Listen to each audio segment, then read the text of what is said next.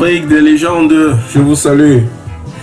Bienvenue à nos fidèles auditeurs, amis et sympathisants de l'Afrique des légendes.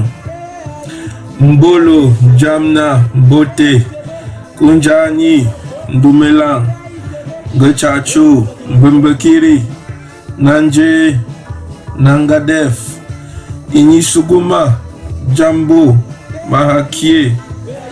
Je vous salue, Afrique des légendes.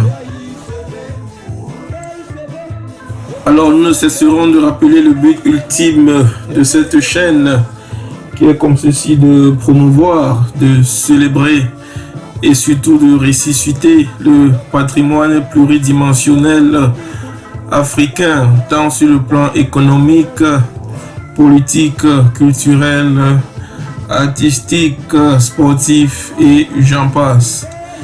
Il s'agit bien sûr de l'Afrique africaine et aussi de l'Afrique outre-mer. Entendons par là Afrique européenne, Afrique américaine, Afrique asiatique, Afrique moyenne-orientale, Afrique océanienne et bien sûr l'Afrique des îles.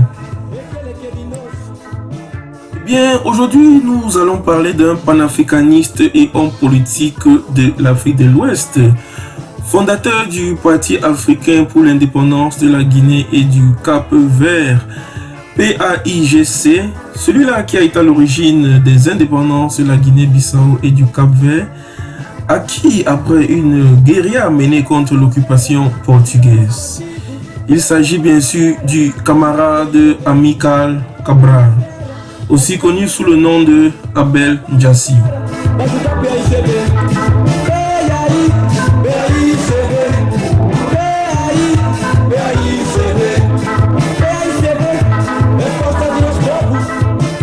Eh bien, pour ceux qui ne sont pas très familiers avec la géographie de l'Afrique, la Guinée-Bissau est ce pays côtier de l'Afrique de l'Ouest, frontalier avec le Sénégal au nord et la Guinée-Conakry au sud de sa capitale est Bissau. Tandis que le Cap-Vert est un ensemble d'îles, de petites îles situées au large des côtes ouest africaines, notamment dans le golfe de Guinée, et ayant pour capitale Praia. Amilcar Lopes da Costa Cabral est né en 1924 à Bafata, en Guinée portugaise, actuelle Guinée-Bissau, d'un père capverdien au nom de Juvenal Lopes Cabral et d'une mère bissau-guinéenne Iva Penhel Evora. Il est issu de la petite bourgeoisie de couleur comme beaucoup de dirigeants nationalistes de son époque. Son père Juvenal Cabral est instituteur, tandis que sa maman est d'abord domestique, puis commerçante. À la suite de famines successives qui provoquent 50 000 morts entre 1941 et 1948 au Cap-Vert, Cabral choisit de s'orienter vers l'agronomie et part étudier à Lisbonne, où il demeure jusqu'en 1952. Pendant ses études au Portugal, Cabral côtoie des militants de la libération des colonies africaines de l'Empire colonial portugais. Certains de ces militants deviendront des meneurs de la lutte indépendantiste en Afrique d'expression portugaise, occidentale et australe, tels que Mario Pinto de Andrade, Agostinho Neto, Viriato da Cruz, qui deviendra le premier secrétaire du mouvement populaire de libération de l'Angola, MPLA, tous les trois en Angola. Il côtoie aussi Eduardo Mondlane, fondateur du Front de libération du Mozambique, Frelimo. Et il côtoie entre autres aussi Marcelo dos Santos et Vasco Cabral. Tout ceci crée ensemble clandestinement le Centros de Estudos Africanos, le centre d'études africain pour promouvoir la culture des peuples noirs colonisés et obtiennent par l'intermédiaire du Parti communiste portugais, également clandestin, Des ouvrages jugés subversifs, anticolonialistes ou révolutionnaires et censurés par le régime de Salazar. Cabral décide de renoncer à un poste de chercheur à la station agronomique de Lisbonne pour un emploi d'ingénieur de deuxième classe en Guinée portugaise. Une fois de retour en Guinée portugaise, Cabral exerce comme agronome. Il est chargé du recensement agricole et parcourt pour ce faire la Guinée pendant 2 ans. En 1954, il tente d'organiser, sous couvert d'activités culturelles et sportives, une organisation politique nationaliste à Bissau. La découverte de cette association par les autorités coloniales mène à l'interdiction de celle-ci, mais également l'expulsion de Cabral du pays. Pendant les 4 années suivantes, de 1954 à 1958, il travaille hors de la Guinée portugaise pour différentes entreprises agricoles, ce qui lui permet d'effectuer de longues missions en Angola. Il porte un intérêt particulier au concept de la négritude en cherchant à dépasser les clivages ethniques entre les peuples d'Afrique. Il développe aussi sa propre analyse du marxisme afin de l'adapter aux conditions africaines.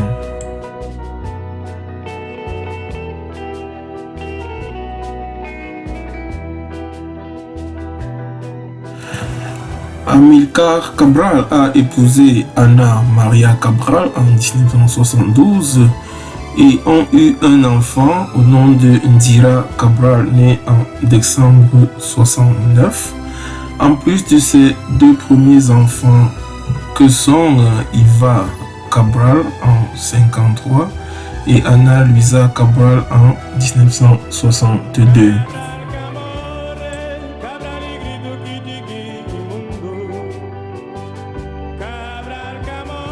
En 1956, étant autorisé à revenir en Guinée portugaise une fois par an, il fonde le PAIGC, Parti africain pour l'indépendance de la Guinée et des îles du Cap-Vert, avec les leaders comme Luis Cabral, son demi-frère, qui sera d'ailleurs futur président de la République de Guinée-Bissau, Aristides Pereira, futur président de la République du Cap-Vert, Abilio Duarte, futur ministre-président de l'Assemblée nationale du Cap-Vert, et Élisée Turpin. Cette organisation est clandestine et Cabral en est désigné secrétaire général.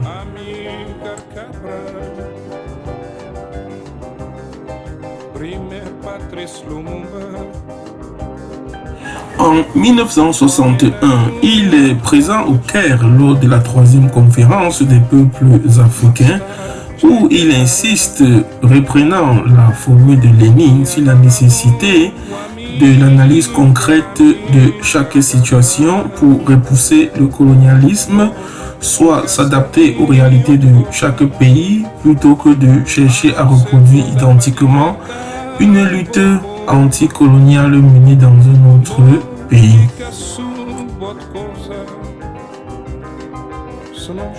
Il effectue des mois et des années qui suivent une analyse détaillée des divisions et contradictions des sociétés guinéennes et capverdiennes, de façon à comprendre quels groupes sociaux sont plus à même de soutenir la lutte contre le colonialisme. Après avoir cherché sans succès une issue pacifique au statut colonial de la Guinée et des îles du Cap-Vert, le PAIGC s'oriente en 1963 vers la lutte armée et se bat contre l'armée portugaise sur plusieurs fronts à partir des pays voisins tels que la Guinée-Conakry et le Sénégal, notamment dans sa province de Casamance. Il parvient peu à peu à gagner du terrain, contrôlant 50% du territoire en 1966 et 70% à partir de 1968 et met en place de nouvelles structures politico-administratives dans ces régions conquises. Pour Cabral, ces régions doivent être des lieux de transformation sociale sans attendre l'indépendance. Il déclara « La dynamique de la lutte exige la pratique de la démocratie, de la critique et de l'autocritique, la participation croissante de la population à la gestion de leur vie, l'alphabétisation, la création d'écoles et de services sanitaires, la formation des cadres issus des milieux paysans et ouvriers et bien d'autres réalisations qui impliquent une véritable marche forcée de la société sur la route du progrès culturel. Cela montre que la lutte de libération n'est pas qu'un fait culturel, elle est aussi un facteur culturel. Fin de station.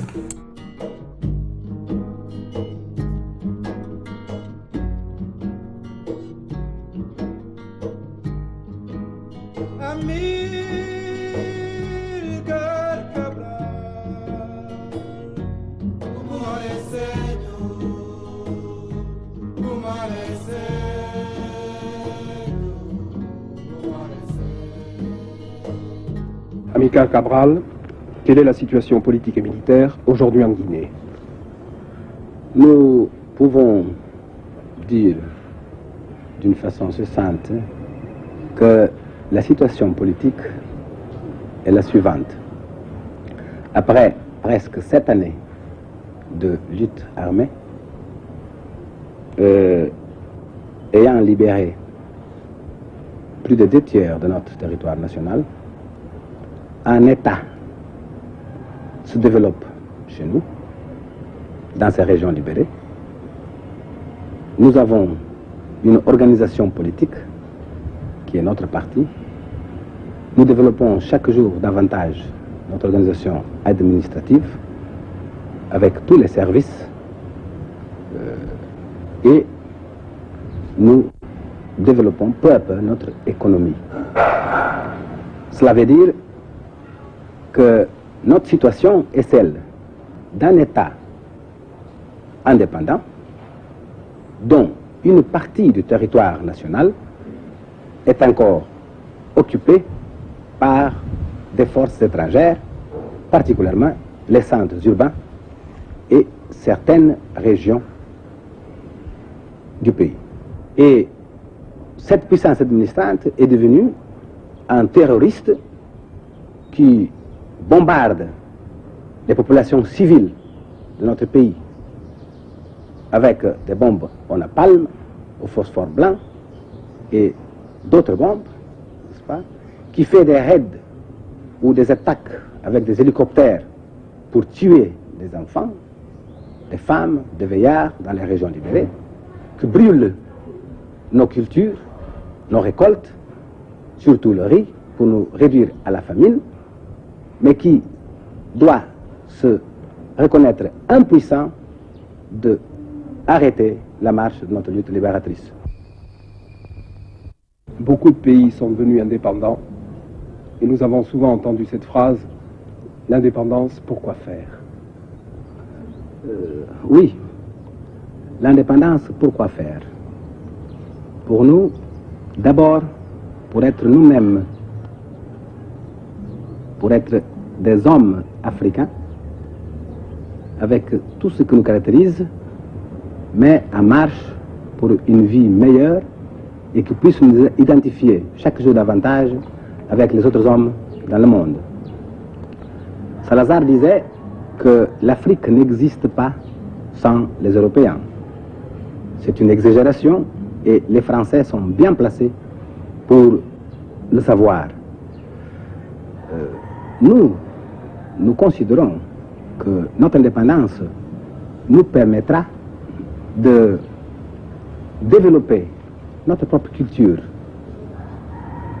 de nous développer nous-mêmes et de développer nos pays en délivrant nos peuples de la misère, des souffrances, de l'ignorance, parce que Vous savez quel est l'état où nous nous trouvons après 5 siècles de présence portugaise chez nous. Nous voulons l'indépendance, pas parce que nous soyons des racistes, non, parce que nous sommes des Africains, des hommes africains, un peuple africain qui réalise aujourd'hui son droit à être indépendant, souverain, tout en ayant des rapports avec les autres peuples. Nous voulons l'indépendance pour faire chez nous tout ce que les autres ont fait chez eux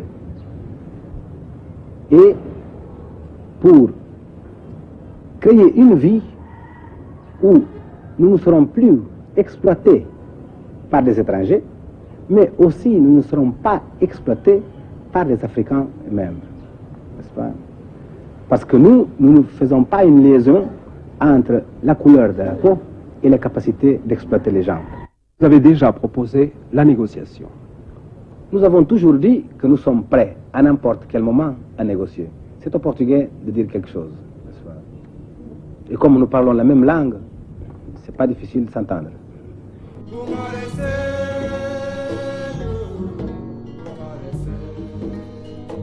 En parallèle avec l'action militaire, Cabral déploie une activité diplomatique très intense pour faire connaître son mouvement et en légitimer l'action auprès de la communauté internationale.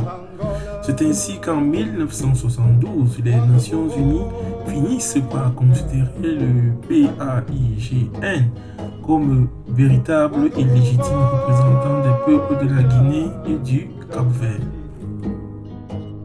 Malheureusement, Amilcar Cabral est assassiné le 20 janvier 1973 à Conakry par les membres traîtres de la branche militaire de son parti en relation avec des agents des autorités portugaises, quelques mois seulement avant l'indépendance de la Guinée.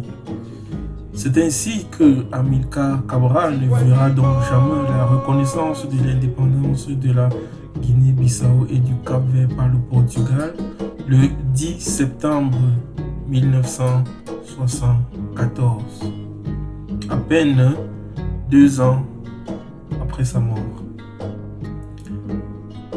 Cause pour laquelle il a combattu pendant plus de 20 ans. Lors des obsèques officielles du président Kwame Nkrumah à Conakry le 13 mai 1972, Amilcar Cabral prononça un discours où il affirma, je cite, « Kwame Nkrumah n'est pas mort de cancer, mais plutôt du cancer de la trahison. » Et c'est cette même trahison au sein du PAIGC qui finira par emporter Amilcar Cabral. Et cette trahison est toujours d'actualité dans les mouvements politiques africains. Mais nous devons parler, car sinon, à ce moment, si nous ne parlons pas, le cœur peut éclater. Nos larmes ne doivent cependant pas noyauter la vérité.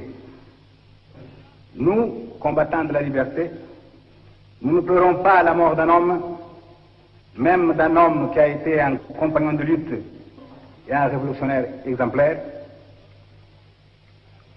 car comme dit souvent le président Ahmed Sékou Touré, qu'est-ce que l'homme devant le devenir infini et transgressant du peuple et de l'humanité?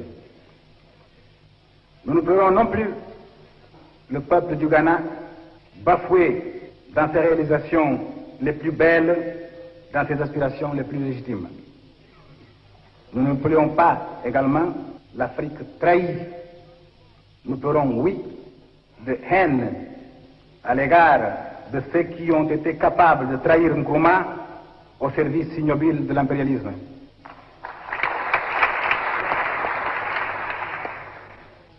Monsieur le Président, l'Afrique, en exigeant par la voix du peuple de la République de Guinée, interprétée fidèlement comme toujours par le président Ahmed Sékou Touré, que Nkrumah soit placé à sa place de droit au plus haut cime du Kilimandjaro de la révolution africaine, l'Afrique se réhabilite elle-même devant elle-même et devant l'histoire.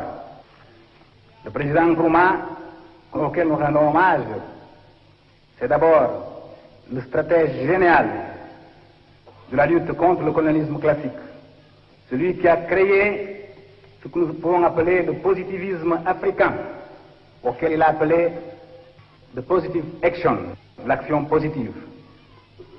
Nous rendons hommage à l'ennemi déclaré du néocolonialisme en Afrique et ailleurs, au stratège du développement économique de son pays.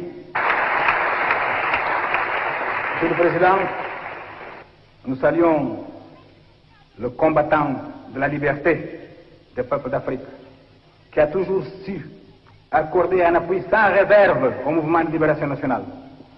Et nous voulons vous dire ici que nous, en Guinée aux îles du Cap-Vert, s'il est vrai que le facteur primordial pour le développement de notre lutte à l'extérieur de notre pays a été l'indépendance de la République de Guinée, le nom héroïque du peuple guinéen le 28 septembre 1958, il est vrai aussi que si nous sommes partis vers la lutte encouragée, cela a été beaucoup dû à l'appui concret du Ghana et particulièrement du président Nkrumah. Monsieur le Président, nous devons cependant à ce moment nous rappeler que toutes les monnaies dans la vie ont deux faces. Toutes les réalités ont des aspects positifs et négatifs. À l'action positive, c'est opposé et s'oppose toujours une action négative et vice-versa. Jusqu'à quel point donc le succès de la trahison au Ghana est-il lié ou non lié à des problèmes de la lutte de classe, des contradictions de structure sociale, du rôle du parti et d'autres institutions, y compris des forces armées, dans le cadre de la nouvelle État indépendant? Jusqu'à quel point, demandons-nous à nous-mêmes, le succès de la trahison au Ghana est-il ou non lié à une définition correcte de cette entité historique et artisane de l'histoire qu'est le peuple et à son action quotidienne en défense de ses propres conquêtes dans l'indépendance? Ou jusqu'à quel point le succès de la trahison n'est-il pas lié au problème majeur du choix des hommes dans la Révolution? Méditer sur cette quelques questions nous permettra peut-être de mieux comprendre la grandeur de l'œuvre de Nkrumah, de comprendre la complexité des problèmes qu'il a dû affronter combien de fois seul. Des problèmes qui nous permettront sûrement de conclure que tant que l'impérialisme existe, un État indépendant en Afrique doit être un mouvement de libération au pouvoir ou il n'en sera pas. Qu'on ne vienne pas nous affirmer que Nkrumah est mort à cause d'un cancer de la gorge ou d'autres quelconques maladies. Non, Nkrumah a été tué par le cancer de la trahison que nous devons extirper.